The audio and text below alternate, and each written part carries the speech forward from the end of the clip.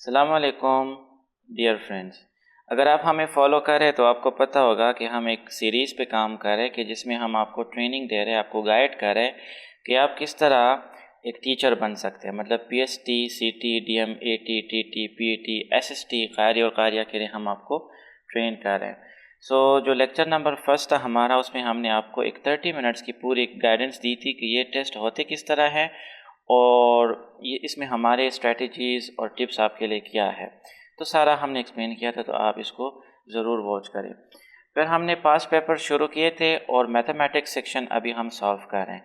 तो उसमें हमने मतलब 2 लेक्चर्स तो हमने अपलोड किए हैं, 2 पार्ट्स, और ये पार्ट नंबर 3 है। ठीक है। इसमें हम क्या करें कि जो पास पेपर्स होते हैं, लाइक एक 2021 में टेस्ट हुआ था, एक 2022 में, एक 2019 में, उससे पहले भी जितने, तो लेकिन जो लेटेस्ट है ज़्यादातर उनसे हमने एमसीक्यूज़ लिए हैं क्योंकि वो ज़्यादातर रिपीट होते हैं और उसको हमने सॉल्व किया है और अब आपको हम एक्सप्लेन कर रहे हैं। तो उसके आने के बहुत ज़्यादा चांसेस होते हैं उन एमसीक्यूज़ के या उन टॉपिक्स के, तो बहुत ज़्यादा होते हैं। ये वो सारे आप देख सकते हैं, आ, वो पास पेपर्स है कि जहाँ से हमने ये एमसीक्यूज़ लिए हैं, यहाँ पर आप देख सकते हैं। ठीक है। Without getting delay, let's just solve it. If x is equal to 1 and y is equal to -1, then 13 into x plus y is equal to, ये हमें एक एक्सप्रेशन इन्होंने दिया है, इसमें x और y अननोन है, तो वो भी इन्होंने गिवन दिया है, इसमें सिर्फ पुटिंग करनी है। इसको सब्स्टिट्यूशन कहा जाता है और ये क्लास 6 में भी मौजूद है, 7 में भी मौजूद है और 8 में भी। 13 इंटू एक्स की जगह हम 1 पुट कर लेंगे और प्लस y की जगह हम -1 पुट कर लेंगे। तो ये सिर्फ ये मालूम कर रहे कि आप मतलब जब सब्स्टिट्यूशन करते हो तो माइनस और प्लस को आप किस तरह डील करते हो, क्योंकि y इन्होंने माइनस दिया है, यहाँ पर प्लस है, तो आपने सिर्फ ब्रैकेट डालना है क्योंकि उसके बाद साइन चेंज हो जाते हैं। 13 1 प्लस माइनस इज़ -1। ठीक है। 1 - 1 इज़ 0 और 0 जब आप 13 से मल्टीप्लाई करते हैं तो वो 0 बनता है। Option A is correct. आगे बढ़ते हैं। Sum of internal angles of a triangle is, एक जो ट्राइंगल आपके पास होता है तो उसके जो इंटरनल एंगल्स होते हैं, ये और ये, इन तीनों को जब आप ऐड करते हो तो ये कह रहे हैं कि वो कितना बनता है। ये एक थ्योरम है, आप याद कर लो कि the sum of internal angles of a triangle is always equals to 180 degree. ठीक है, कि अगर ये आपके पास 60 है तो ये भी 60 होगा और फिर ये भी 60 होगा, और अगर आपके पास लेट्स से ये आपके पास 90 डिग्री है तो फिर ये 45 डिग्री होगा और ये भी फिर 45 होगा, क्योंकि इन सब का ऐड करना आपका 180 आ जाना चाहिए। Option D is correct. The sets A is equal to A B C and B is equal to B C A are, ये 2 सेट्स इन्होंने गिवन दिए हैं। ठीक है, तो अब कह रहे हैं कि ये सेट का कौन सा टाइप है। सेट्स के बहुत सारे ज़्यादा टाइप्स होते हैं, मैं आपको समझाता हूँ। डिसजॉइंट सेट्स वो सेट होता है कि जिसमें बिल्कुल भी एलिमेंट्स कॉमन ना हो, कोई एक भी एलिमेंट कॉमन ना हो। लेट्स से मैं एक सेट लिखता हूँ A इज इक्वल टू, इसमें मैं 1 2 3 लिखता हूँ, और B एक दूसरा सेट है जिसमें मैं लिखता हूँ 4 5 6। तो इनमें तो कुछ भी कॉमन नहीं है ना, यहाँ 1 2 3 है, यहाँ 4 5 6, तो ये डिसजॉइंट सेट्स है। अगर कुछ भी कॉमन हो तो वो ओवरलैपिंग सेट्स होते हैं, वो तो यहाँ पर इन्होंने गिवन नहीं दिया है। बट अगर इक्विवेलेंट की बात कर ले तो अगर आपके पास यहाँ पर भी 3 एलिमेंट्स हो और यहाँ पर भी 3 एलिमेंट्स हो तो वो इक्विवेलेंट सेट्स होते हैं। लेकिन इक्विवेलेंट सेट्स के अंदर अगर हम जाएं तो इक्विवेलेंट सेट्स में अगर सारे एलिमेंट्स आपके पास सेम है, ठीक है, तो वो फिर इक्वल सेट्स होता है। और इनफाइनाइट सेट्स वो होते हैं कि जिसमें आपके पास ए बी सी और ये चल रहा हो, बस ये ख़त्म ना हो, तो वो इनफाइनाइट सेट्स होते हैं। ये दरअसल ऑप्शन नंबर सी इसमें करेक्ट आता है, क्योंकि ये इक्विवेलेंट सेट्स भी है, एलिमेंट्स इसके सेम है, मतलब नंबर ऑफ़ एलिमेंट्स सेम है, लेकिन एलिमेंट्स भी सेम है ना, ए बी सी यहाँ पर भी है और ए बी और सी यहाँ पर भी है, तो ये आपका इक्वल सेट्स बन जाता है। आई होप मैं आपको समझा चुका हूँ। आप इसको गूगल भी कर सकते हैं, टाइप्स ऑफ सेट्स। आगे बढ़ते हैं। If diameter of a circle is 16 centimetre then its radius is, एक सर्कल है उसका जो डायामीटर है तो वो 16 सेंटीमीटर है।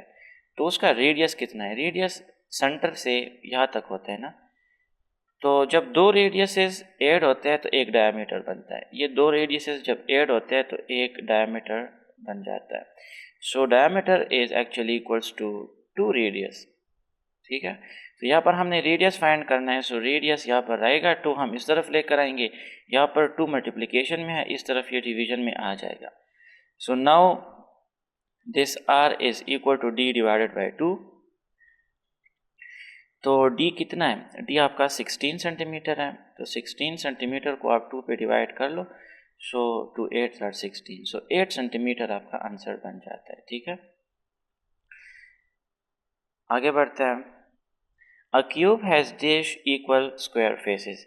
एक क्यूब जो होता है ना, क्यूब मतलब एक आपका स्क्वायर होता है, तो स्क्वायर को आप जब 3 डायमेंशन में वो बनाते हो तो फिर वो क्यूब बनता है। ठीक है, लाइक इस तरह।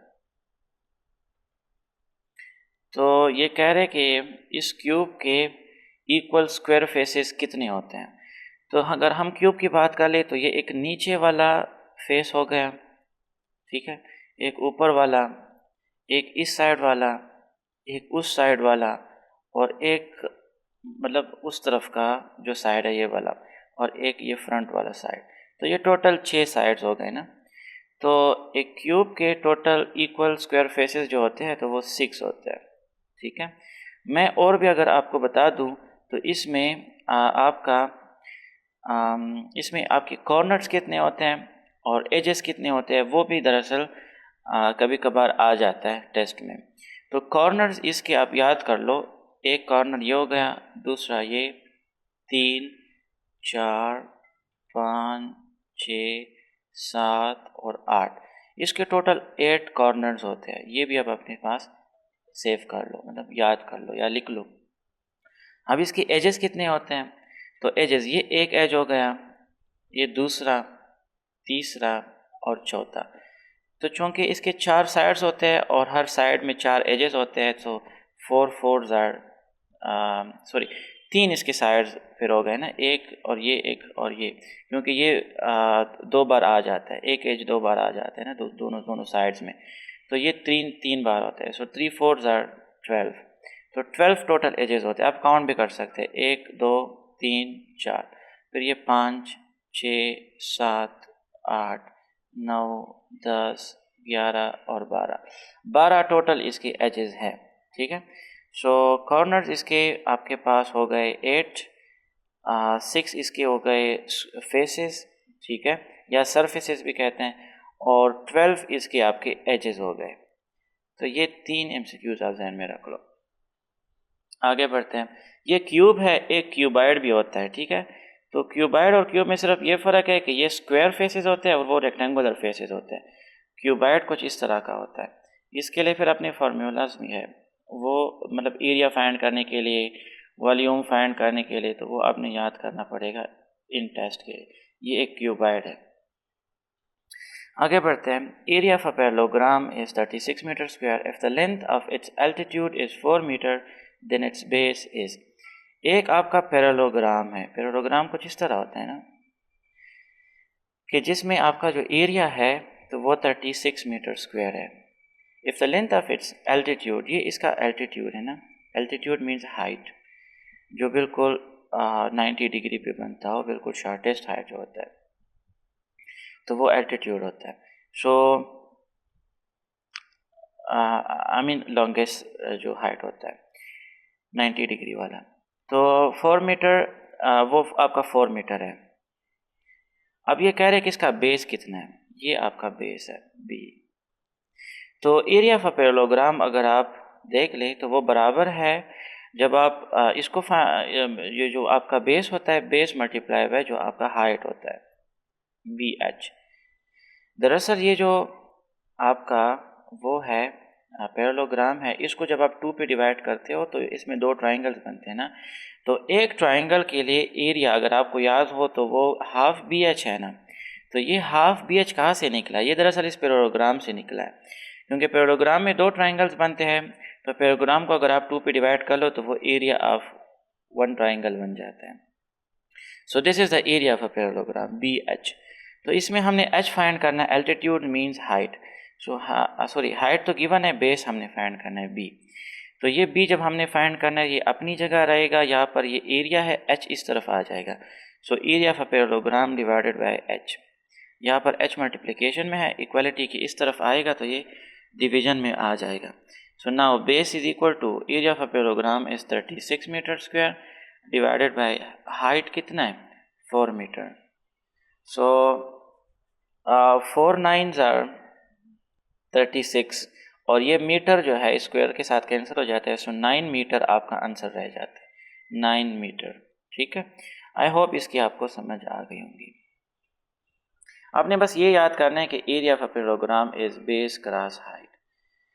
और अगर आप टेस्ट के लिए तैयारी कर रहे हैं तो ये सारे फार्मूलाज आपको याद होने चाहिए। Area of a parallelogram, area of ये जो क्या होता है rectangle, area of a square, area of a trapezoid और एरिया ऑफ अ मतलब बहुत सारा शेप्स है ना, पॉलीगॉन सारे हैं। फिर उसके अगर हम क्यूबाइड की बात कर ले या वो जो कोन होता है उसकी बात कर ले, इन सब के लिए फिर वॉल्यूम भी होता है और एरिया दोनों होते हैं।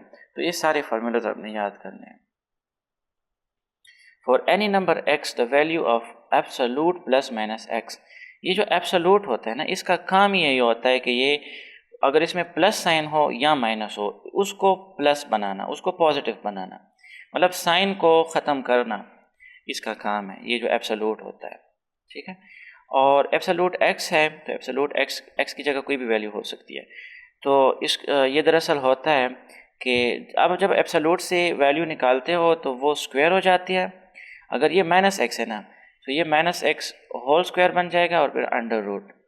तो ये माइनस जो है इसका स्क्वायर लेके फिर प्लस बनेगा ना, सो एक्स स्क्वायर अंडर रूट और स्क्वायर अंडर रूट के साथ कैंसिल होता है तो ये पॉजिटिव निकलता है।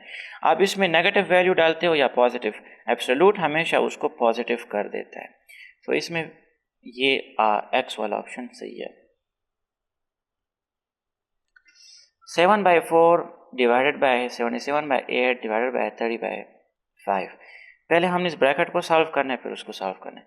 तो 7/4 डिवाइडेड बाय इस ब्रैकेट की हम पहले इसको करते हैं, इसकी इंजीनियरिंग करते हैं फिर बाद में उसको करेंगे। 77/8।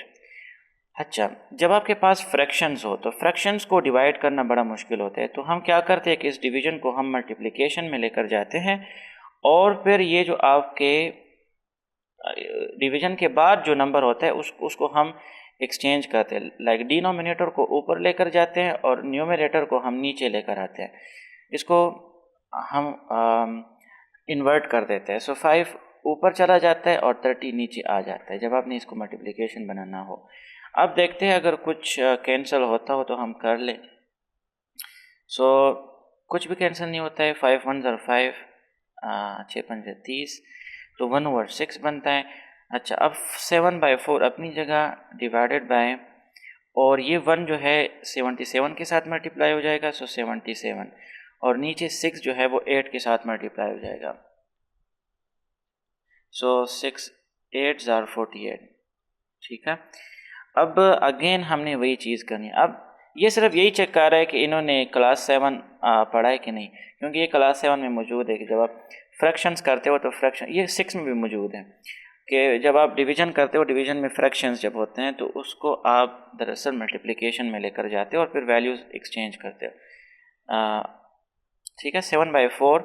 अब इस डिवीजन को भी हमने मल्टीप्लिकेशन में लेकर जाने, सो 48 ऊपर और 77 नीचे आ जाएगा। सो 7 1 ज़ार 7, 7 11 ज़ार 77, और 2 दूनी 4, 2 दूनी 4, 2 4 8, 2 कम 2, 2 कम 2, 2 दूनी 4। सो यहाँ पर 12 डिवाइडेड बाय 11 रह जाता है। 12 डिवाइडेड बाय 11 यहाँ पर 12 डिवाइडेड बाय 11 है। ठीक है, सो दिस इज इट। आगे बढ़ते हैं। Sum of two fraction is 41/4 if one fraction is, ये कह रहे हैं कि एक फ्रैक्शन आपके पास है 30 डिवाइडेड बाय 8, उसके साथ जब हम एक दूसरा फ्रैक्शन ऐड करते हैं तो उसमें से टोटल क्या आ जाता है 41 डिवाइडेड बाय 4। तो वो फ्रैक्शन क्या है उसको आप फाइंड कर लें कि जिसको हमने 30 के साथ 30/8 के साथ ऐड किया है। तो हमने अगर इसको फाइंड करना है तो ये हमने उस तरफ लेकर जाना पड़ेगा। सो x इज इक्वल टू 41/4, ये जब उस तरफ जाएगा तो ये -30/8 बन जाएगा। ठीक है, अब इसको थोड़ा सा हम सिंप्लीफाई भी कर सकते हैं कि 2 4s are 8, 2 1s are 2, 2 5s are 10, 15। तो यहाँ पर क्या रह गया 41/4 और -15/4। तो 4, अब ये लाइक फ्रैक्शंस हो गए ना, डिनोमिनेटर दोनों सेम है, तो इसका एलसीएम 4 बनेगा। और 41 से अगर हम 15 माइनस कर लें तो क्या बनता है, लेट्स जस्ट सब्ट्रैक्ट 41 और 15। मैं सब्ट्रैक्शन में बड़ा कमज़ोर हूँ। सो ये 6 और 2 26। सो 26/4 और ये अगर सिंप्लीफाई होता है तो let's just try. 2 2s are 4, 2 1s are 2, 2 3s are 6। सो 13/2, 13/2 ये ऑप्शन इसमें सही आता है। आई होप इसकी भी आपको समझ आ गई होंगी। आगे बढ़ते हैं। When a is equal to x is such that x belongs to prime number and x is between 5 and 13, like x is greater or equal to 5 and less or equal to 13, where p is prime, then number of elements in p of a, like power of set of a। ये एक इन्होंने set दिया है। देखिए, एक set जो होता है उसको रिप्रेजेंट करने के लिए 3 तरीके होते हैं। एक तरीके को हम कहते हैं एक को कहा जाता है, ओह माय गुडनेस, एक तो ये तरीका है, इसको सेट बिल्डर फॉर्म कहा जाता है। सेट बिल्डर फॉर्म कि आप इस अंदाज में इसको रिप्रेजेंट करते हो मैथमेटिक्स के अंदाज में। दूसरा तरीका आपका होता है कि आप इंग्लिश में लिखते हो, कि इंग्लिश में आप उसको लिख लेते हो कि मैं इसको अगर लिखूं तो मैं लिखूंगा कि x is a set of prime numbers from 5 to 13। तो ये इंग्लिश में हो जाएगा। और एक तीसरा तरीका है जिसको हम इन्यूमरेशन रिप्रेजेंटेशन कहते हैं, या इसको एक और नाम भी कहते हैं, पता नहीं क्या, मैं अभी भूल गया हूँ। ठीक है, सो इन्यूमरेशन फॉर्म उसको कहा जाता है। और उसमें क्या होता है कि आप सेट को लिख लेते हो, ठीक है, उसको नंबर्स की फॉर्म में लिख लेते हो, नंबर्स की फॉर्म में। अगर ये एक सेट है प्राइम नंबर्स का कि जो 5 से 13 तक है, तो हम लिखेंगे 5, फिर 5 के बाद दूसरा प्राइम नंबर क्या होता है 7, फिर उसके बाद 11 और फिर 13 तक। तो ये एन्यूमरेशन फॉर्म होगा। ठीक है, एक और नाम भी इसको फेमस कहते हैं, मैं भी भूल गया हूँ। तो ये 3 फॉर्म्स होते हैं। अब इन्होंने सेट बिल्डर फॉर्म दिया है, ये फॉर्म सबसे ज़्यादा एक्सप्लेनेबल होता है हमारे लिए, मतलब ज़्यादा इंटरप्रेटेबल होता है। ठीक है, तो मैंने इसको भी लिख लिया। अब ये कह रहे हैं कि पावर सेट ऑफ ए, ये जो ए सेट है ना, ये वाला, इसकी आपने पावर सेट लिखनी है। पावर सेट क्या होता है, हर सेट के अपने सबसेट्स बनते हैं, हर सेट के अपने सबसेट्स बनते हैं। तो वो कितने होंगे, वो सारे सबसेट्स उनको काउंट करके वो दरअसल पावर सेट होता है। ठीक है, the power set of a set is the possible number of subsets which can be formed from a set. ठीक है, लाइक ये एक सेट में आपको लिख लेता हूँ, लेट्स से छोटा सा 1 और 2। तो इसमें कितने सबसेट्स बनते हैं, एक तो एम्प्टी सेट बनेगा, एक फिर अगर 1 को हम अलहदा लिख ले, एक 2 को हम अलहदा लिख ले, और चौथा हम अगर इन दोनों को इकट्ठा लिख ले, तो ये 4 सेट्स इसके बन जाएंगे। अगर यहाँ पर 3 एलिमेंट्स है तो फिर 1 2 और फिर 1 3 भी होगा, और फिर आपके पास 1 2 3 भी होगा। तो फिर आपके टोटल कितने बनेंगे, 1 3 और फिर 2 3 होगा। ठीक है, और फिर 3 भी होगा, तो ये टोटल 8 एलिमेंट्स बनेंगे। तो इसके लिए इसको फाइंड करने के लिए एक आसान तरीका, एक फार्मूला है, और उसको हम कहते हैं 2 to the power n formula. n is the number of elements in a subset. अगर ये एक सबसेट है, या सॉरी एक सेट है, तो इसमें कितने एलिमेंट्स है 1 2 3, तो 2 to the power 3, लाइक 2 को आप 3 टाइम्स मल्टीप्लाई कर लो, 2 2s are 4, 2 4s are 8, तो टोटल ये आपके 8 एलिमेंट सबसेट्स बन जाते हैं। अगर यहाँ पर सिर्फ 2 एलिमेंट्स हैं तो 2 to the power 2 is 4, तो फिर आपके 4 बनेंगे, जो ये मैंने पहले आपको किया था। अब यहाँ पर कितने हैं, फ्राम 5 to 13, तो 5 है, 7 है, 9 तो नहीं है ना, 11 है और 13, ये प्राइम नंबर्स है। फ्राम 5 to 13, तो 1 2 3 4, टोटल 4 हो गए। तो 2 to the power 4 कितना बनेगा? तो 4 4 8 8 16, टोटल आपके 16 पॉसिबल सबसेट्स बनेंगे which is the power set. ठीक है, सो 16 इसका सही ऑप्शन है। ये फार्मूला आपने याद करना है पावर सेट फाइंड करने के लिए। That's it. Oh enough for today. So I hope इसकी आपको समझ आ गई होंगी। ये हमने तकरीबन कुछ 10 MCQ सॉल्व कर ली जो कि बहुत ज़्यादा इंपॉर्टेंट थे, और आपने देखा कि हर एक MCQ अपना एक टॉपिक है। ठीक है, हर एक MCQ अपना एक टॉपिक है। तो ये सारे टॉपिक्स जब आप जहन में रख लेते हो तो इससे रिलेटेड जब MCQs आएंगे तो फिर आपको इंशाल्लाह सॉल्व कर पाएंगे। ज़्यादातर मसला स्टूडेंट्स को मैथ्स में होता है, तो मैथ का यही आसान तरीका है कि आप बैचलर तो नहीं कर सकते हो मैथ में, आप मैट्रिक FSC दोबारा तो नहीं कर सकते हो मैथ में, लेकिन आप जो MCQs हैं ना, जो पास्ट पेपर्स के MCQs है जो कि बहुत ज़्यादा रिपीट होता है, तो उसको आप सॉल्व करके रटलाइज करके या कुछ भी करके आप कुछ जुगाड़ लगा लेते हो। तो ये वही तरीका मैं आपको कर रहा हूँ। Anyway, that was enough for today. इंशाल्लाह मिलूँगा मैं आपसे अगली लेक्चर में। टिल देन, अल्लाह हाफिज़।